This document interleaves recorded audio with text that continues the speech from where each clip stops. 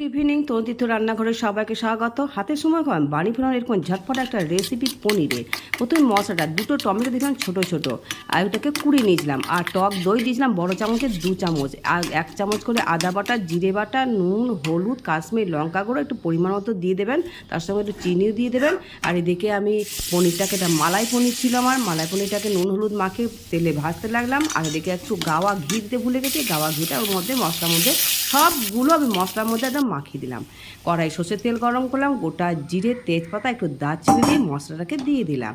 দিয়ে এবার শুরু করুন নাড়াচাড়া, একটুখানি কষিয়ে নেবেন। পরিমাণ মতো জলটা দেবেন, যেমন আমরা ঝোলটা রাখবেন সেরকম দেবেন, মাখা মাখাও রাখতে পারেন।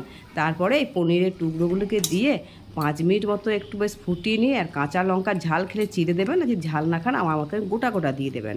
ব্যাস, এবার নুনটা একটু কম হয়েছিল, আর একটু নুনটা দিয়ে দিলাম। আবার কি ফাটাফাটি ভাত বলুন, রুটি বলুন, যার সাথে হলো